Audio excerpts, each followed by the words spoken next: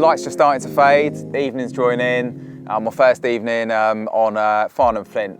Really beautiful old mature gravel pit in the Kennet Valley. It's actually not a lake that I've fished before. I have done a little bit in this area, fished Burfield probably almost 10 years ago now, and I did a little bit over the road on Pingewood as well, back in about 2006 it was, but yeah, never fished this lake. Really beautiful lake, always fancied having a go on here. It's kind of everything you would want from a beautiful English gravel pit as well, you know.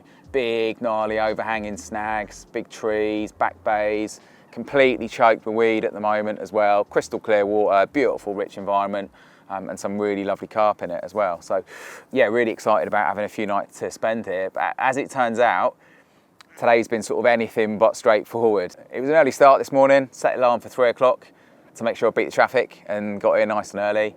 I think it's always worthwhile doing that. It's all well and good seeing fish late morning, middle of the day, afternoon, parked up in the weed beds in the sun.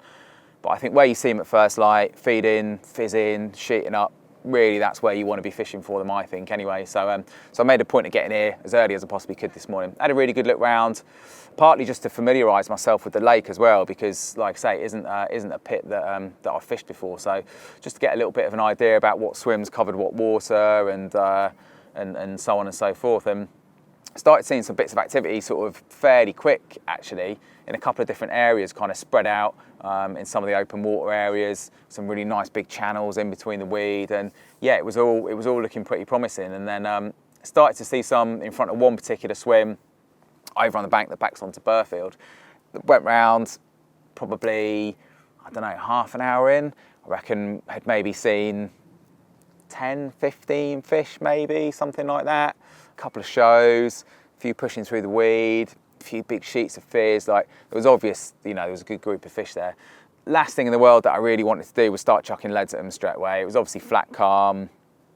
I often feel that fish generally don't like that at first light anyway, so I thought I'd bide my time. It looked like there was a couple of great spots as well. It was still flat calm at that point. A couple of big horseshoes in the weed. It looked like there was decent line lay into them. I thought, actually, I'll tell you what, I'm just going to sit and watch. I'm just going to bide my time, wait until all the feeding activity is passed for the morning, try and get a bit of a handle on exactly what they were doing, and then get the rods out in the afternoon. So waited till about probably 2 o'clock, I think, in the end, and then queue probably an hour and a half of leading around to try and find a spot. Unbelievably, it just didn't seem that there was anything really fishable there. There was a little shallow gravel bar that was, I don't know, 2 foot max maybe on top. Even that was covered in silkweed as well. And it was really thick, heavy, dense Canadian in the bit that looked clear as well. So yeah, important lesson there. Obviously, not all spots that look clear are actually going to be clear, but still think it was worthwhile, you know, biding my time and not obviously rushing in. But obviously what that did leave me with then was a bit of a dilemma, thinking that, you know, I needed to find a new swim and find some more fish. So I headed off, had a bit of a look round, spotted a few more, and have just settled into another swim for the evening. So quite different to the other one, whereas that was looking like it was going to be 30 yards max, just nice little flicks.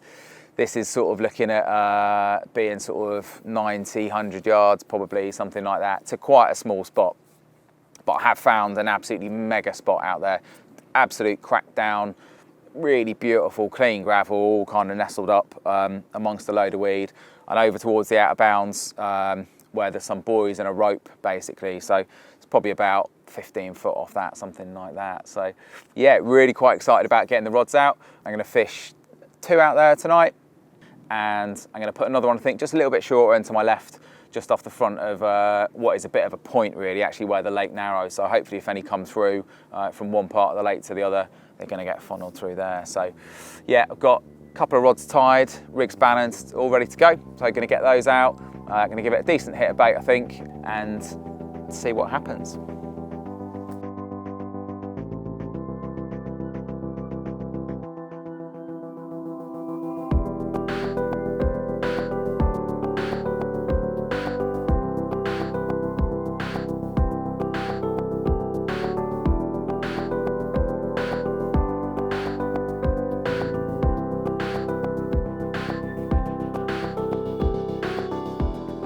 I think in many ways, how I use my bait, a type of bait I use and how I apply it, more than anything, I would say, is related to the spot itself. So if it's an open water swim and I can use a stick or a catapult, then I do really like fishing over a spreader boilie. But where I'm fishing tight spots in gravel, if you've got a spot that's maybe only an unhooking mat wide or something like that, you can't really afford to spread your bait. The last thing you want is your bait hung up in the weed all around the edges of the spot. So baiting tight and accurate with a spom, really for me on those kind of spots, is absolutely the best way to go.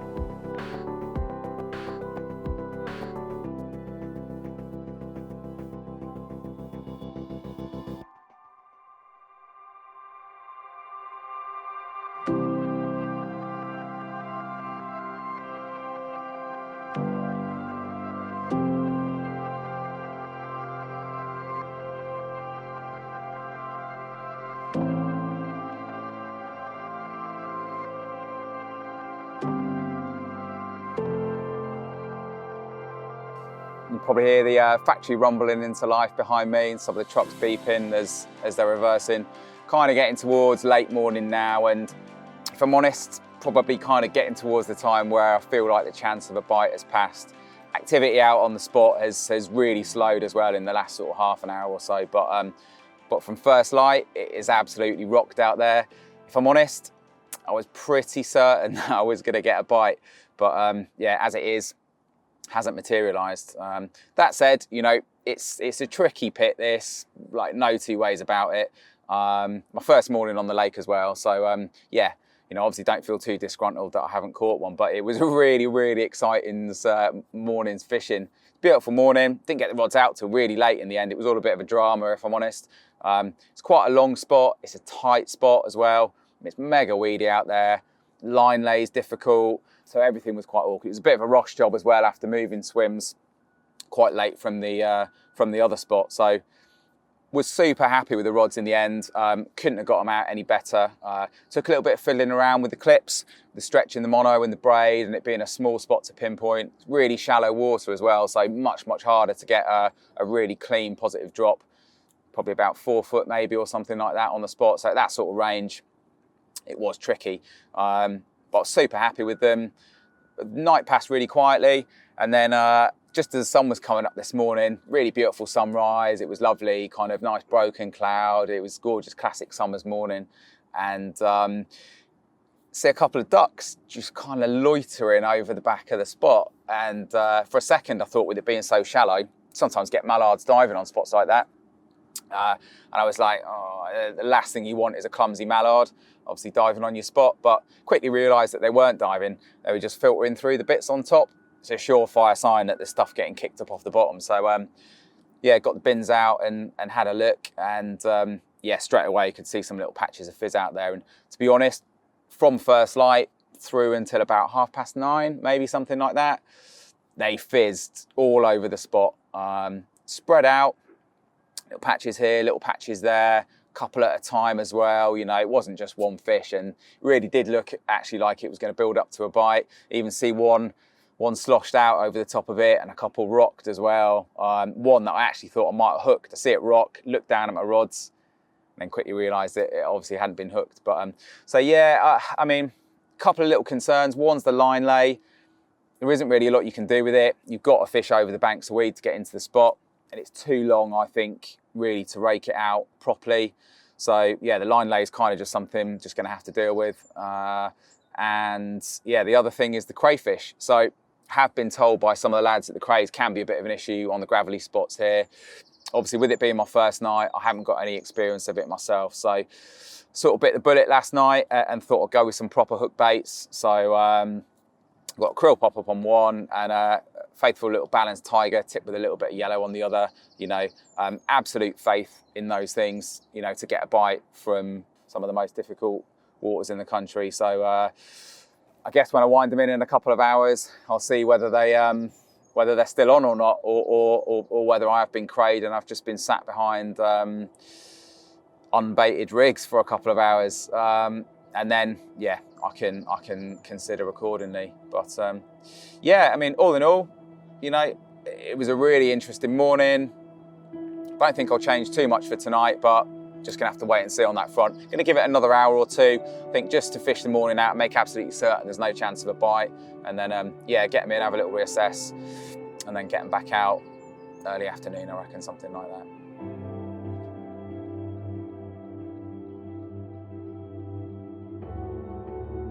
I think in many ways, the pit feels like an archetypal English gravel pit. Mature, crystal clear, great big weed beds everywhere, little yellow glowing gravel spots out in the weed. You know, it's the kind of place that makes me want to climb all the trees to see what's out there. You know, you'd be able to see everything as well because it's so clear, and to have a look under all the bushes to see if there's any little spots where they've been feeding. Every little bit of it looks like it's got the potential to hold carp. Big snags on the islands, tucked away bits you can't get to. It's the kind of place where you're always going to be excited sat behind your rods.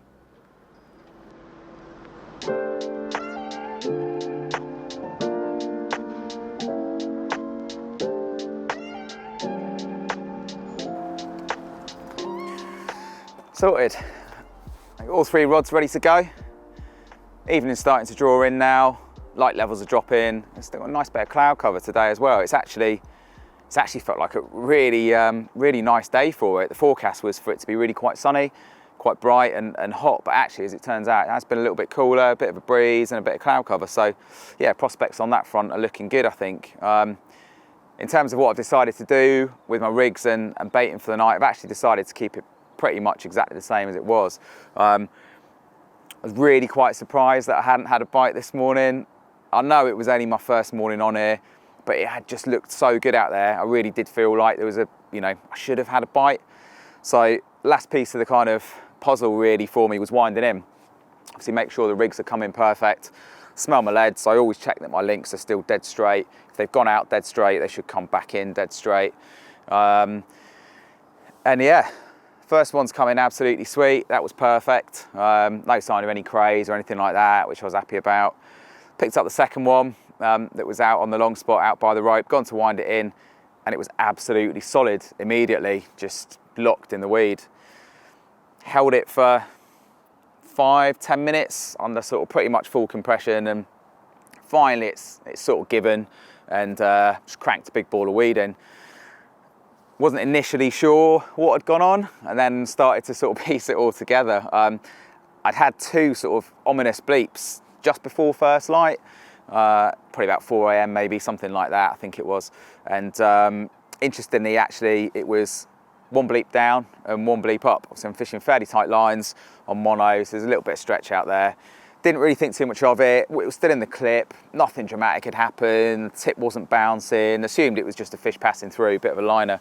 But as it turns out, sadly, I think I've been done, and it was actually a take. I think what had happened is the fish has arced back on itself around the weed and plugged itself up in it. It's kept the line tight, wound it in, basically, the tubing stuffed all the way back down, and the point was completely burred. So obviously I can't say for sure, but I think fairly certain to say that I've been done, and certainly with the amount of activity out there, yeah, that would be the fitting conclusion. So decided to keep everything basically the same, left that rod exactly as it was. That obviously did the job this morning.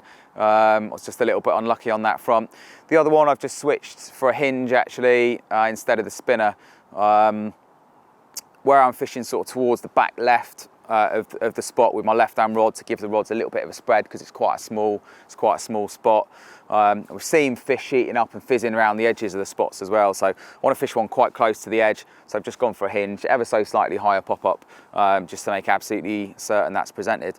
Left hand rod that I caught the tension I'm going to keep exactly the same, and I haven't put too much bait out there, but there was a fair bit of feeding this morning, so I reckon the majority of that's been cleared up. Saw a couple of birds come over as well. They only had 1 or 2 dives and then kind of headed off, so that tells me that there isn't really much left out there. So yeah, wind's dropped nicely now, so just got to get them back out nice on the clips, get the kettle filled, make a cup of tea, and sit back and watch the evening draw in, and hopefully wait for the carp to do their bit.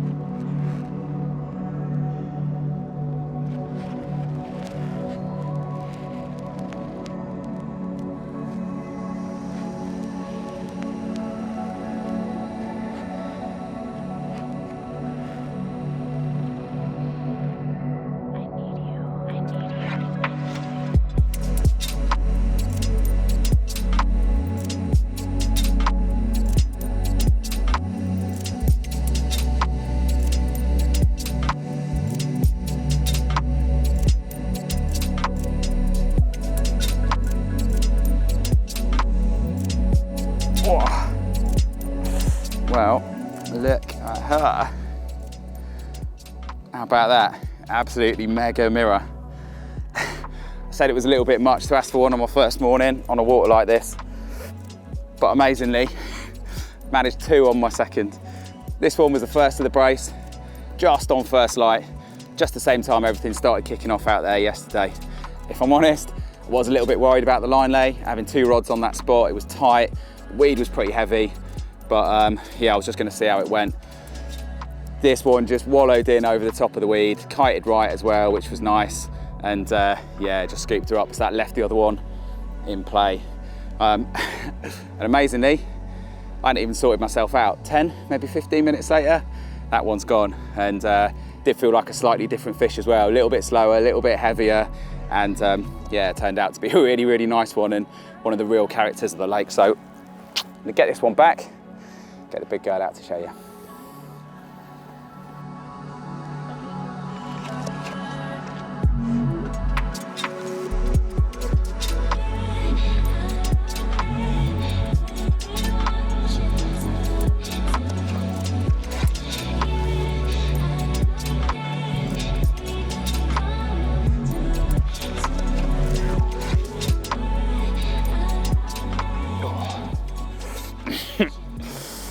Mega. What a cool old character. Big, deep, chunky, old scarred. Obviously been through the walls as well and survived. Just under 37 pounds. A little bit down on a spring weight of over 40. Not that matters a bit. Big mirrors on summer mornings. You can't ask for more than that, can you? Get you back, girl.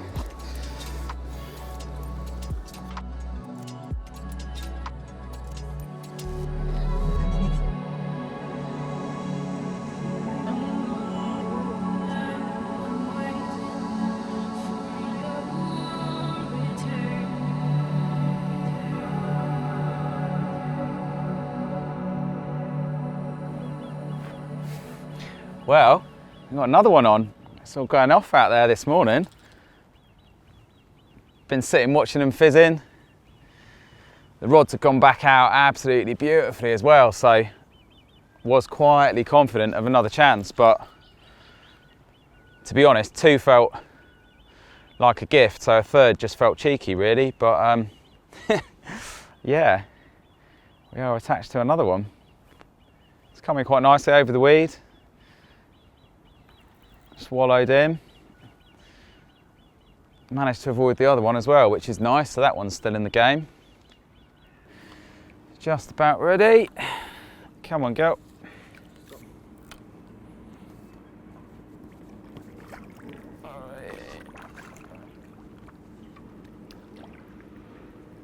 Get in. Lovely job. What we got? Pretty little dark common by the look of it. Mega.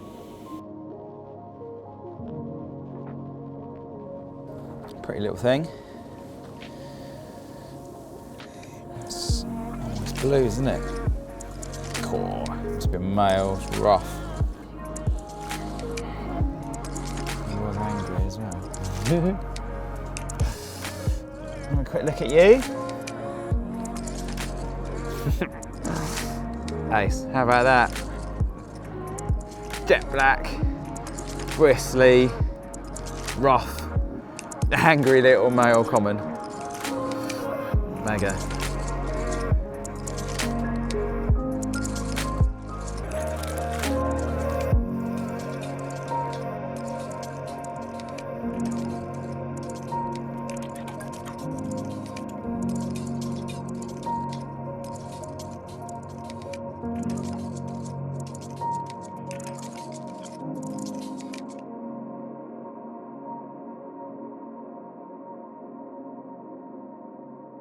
Rig choice for me really is just based on 2 things. I try and keep all my carp fishing as simple as I possibly can. You know, there's a lot of other things that make carp fishing complicated. The carp themselves, location, weather, all those other things that come into watercraft.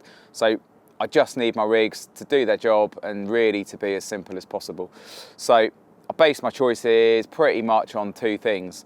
The spot that I'm going to be fishing the rig on and the baiting situation that I'm putting it over. If I'm honest, I think probably people worry a little bit too much about what type of rig they're going to put on a spot. I've only really got 3, maybe 4 at a push, different rigs.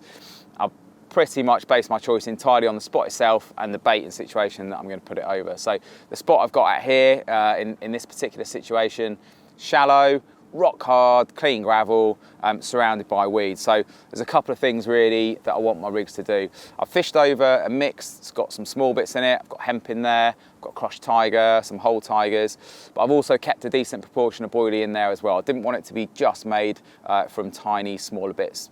I think carp can be quite hard to hook over that type of baiting situation sometimes, so I purposely kept some bigger food items in there in terms of the boilie. So what that's done is it's given me 2 different options for my rigs as well. So on one of my rods, I fished a kind of an old favourite of a rig really I've used for a really long time now, which is the curve point pattern with a balanced tiger, just tipped with a little bit of yellow. I've got a tiny little pinch corn in my mix as well, so the little visual aspect works perfectly with that. That's the rig that I've put right in the middle of the spot on the cleanest, hardest bit, you know, right over the bait. What I've also done as well is I fished a hinge with a boilie, 16mm boilie, same as I've got in the mix, and I've purposely put this one right on the edge of the spot, as sort of close as I dared really to the edge of the gravel. You know, I think it's all well and good fishing smack bang in the middle of a spot, but I don't think that always picks you up the better fish. I think some of the older, kind of bigger, wiser fish tend to kind of hang around the edges of the spots, picking bits off. So I thought fishing something like this might just give me a chance of a better one. The other thing with this rig as well, it's an unbelievably efficient hooker. Like if I had to choose a rig that was as close to 100% hooked to landed fish ratio, this is what I put my money on. There's stacks of weed out there. I was pretty concerned, you know, that might have a protracted battle in the weeds. I wanted my hook holds to be as good as possible. You get really, really consistent hook holds with this. Yeah, it's done me proud this trip as well. And as it happens, it did actually pick me up the bigger one off the side of the spot. The other reason I use a helicopter setup as well is because I always use a boom with some stiffness to it. For a couple of reasons. One, to help with the anti-tangle properties, but also as well just to help lay that link out. So quite careful and particular about how I balance my pop-ups. I want them to go down slow, not too slow. I want the putty to definitely hit the bottom, and the stiffness in that link, and the boom section that I tie at the swivel end as well just aids that kicking out. In terms of how I actually tie the rig, at this end, you know, it's been proved time and time again, what, 20 years or something now really, how effective this setup is at the hooking end in terms of hooking fish. To be honest, still not entirely sure, and I probably don't think there is actually a better pop-up system for consistent hook holds. Seems to work really, really well for the big fish as well. I just use a knotless knot actually. There are some slightly more complex knots which are brilliant if you tie them really carefully. But years ago, a friend showed me how to tie the knotless knot with just a couple of small little differences that make quite a big difference to how easy and how cleanly and neatly it ties. One is when you put your first turn onto the shank of the hook, is to let go of the link, let the twist come out of it, and then each subsequent turn that you put on, just let go of the link each time. You have to trap it with your other finger as well. It takes a little bit of practice, but what happens is you don't put any kinks and coils into your link. So effectively, the original curve that you've got when the materials come off the spool stays in the link. Second thing I do is I leave 2 really long tag ends at each side.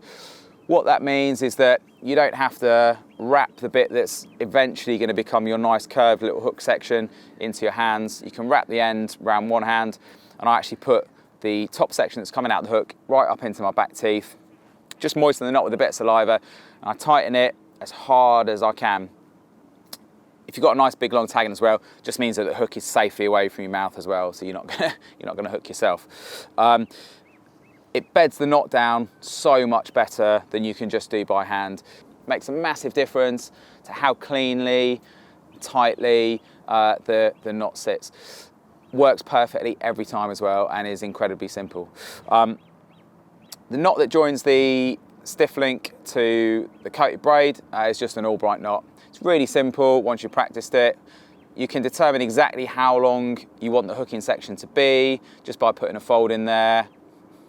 Pass the braid through, up 8 times, back 6, back through the way you came, moisten it, tease it down between your finger and thumb first before you tighten it, and give it a really good tighten.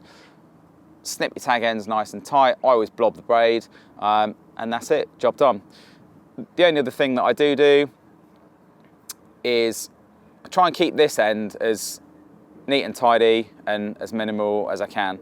For a couple of reasons. One, I think that helps with the anti-tangle properties, and secondly, I just think it keeps your whole rig more clean and streamlined. So I tie a big loop with a figure of 8 knot, and by effectively doubling this section, what you get is a little anti-tangle boom. As long as you steam that on really tightly and you lock that knot properly, you can actually see there that the knot is locked to the swivel and that you're actually getting a really nice, neat, effective anti-tangle system out of that. Last little thing is a little blob of putty in the middle, just to keep that down, and just a nice tapered bit of putty to cover the knot on that side. It's a rig that I've used for years now in so many different situations. Everything from busy day ticket waters to really quite difficult, pressured syndicate waters, circuit waters, that kind of thing. And also in Europe as well. Incredibly consistent hook holds, anti-tangle, perfect for fishing over any mixes where you've got a bit of boilie. And yeah, something that I felt would be perfect in this particular situation, just for sliding up next to the edge of the weed on the side of that gravel spot.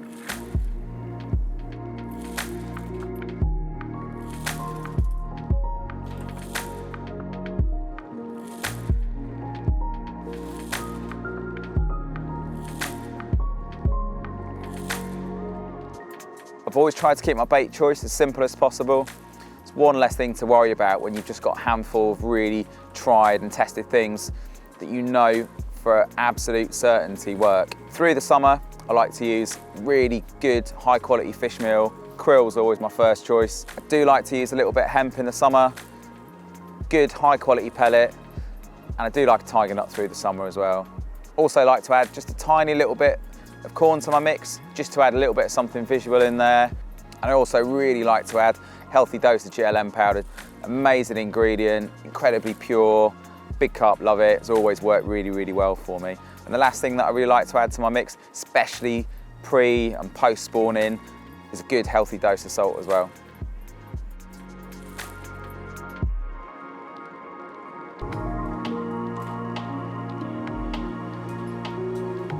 Over the course of a couple of nights session, especially when you've caught a couple the night before, I'm always keener than ever to make sure that everything goes out as sweetly as possible.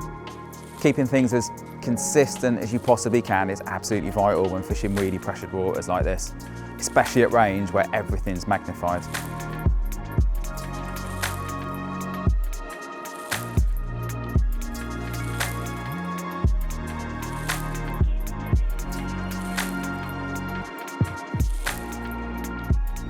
I'm always as meticulous as I possibly can be when I'm getting my rods out for the night. Just okay is never good enough, and they have to be absolutely spot on.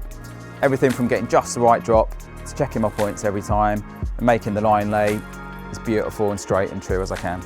Only then can I sit back nice and happy and confident, knowing that I've done absolutely everything that I can.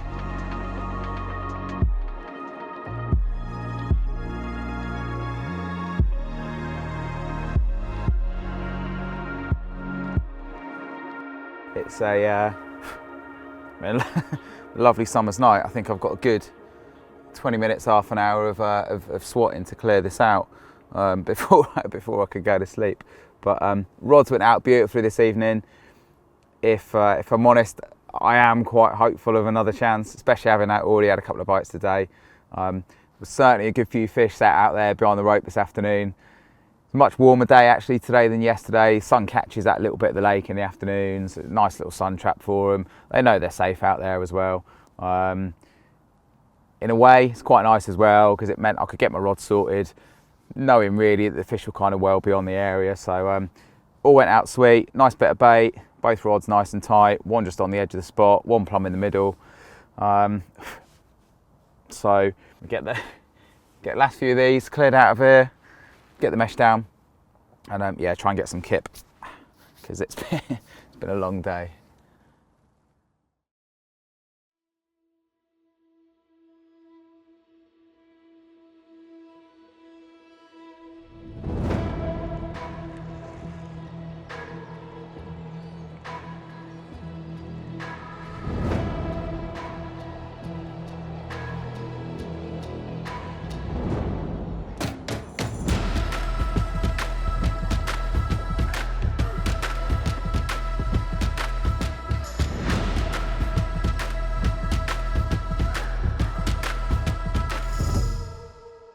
An absolute cobweb of other line.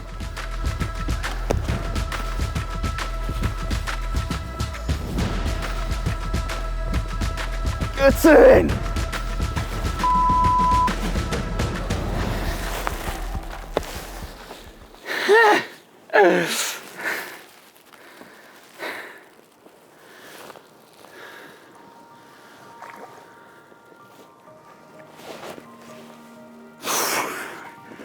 Unreal, I didn't think I was going to get her in. It's just a, like spider's web of line around her. And that other one had just picked up and pulled through it. I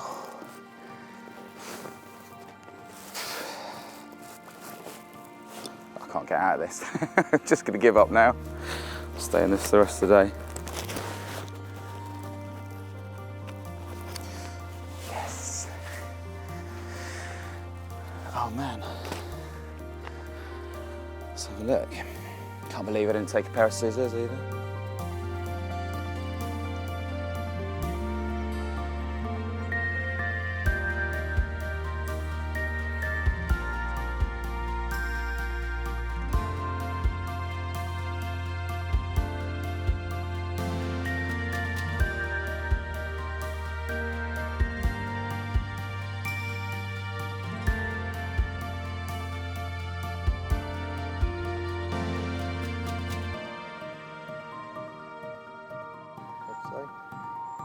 Happy days.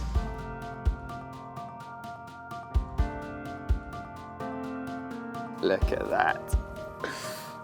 How about that for a last morning mirror? Just over 38. Come on, girl. Just over 38 pounds. And a little tiger nut.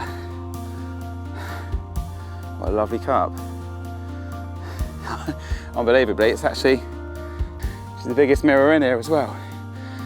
There's only one rightful thing to do after catching the big one. That's go to the pub. Hey, come on, girl. Right, get you back. Get wrapped up. Gonna have a celebrate with your beer, I reckon. Gone and nudge. Fairy tale ending, eh?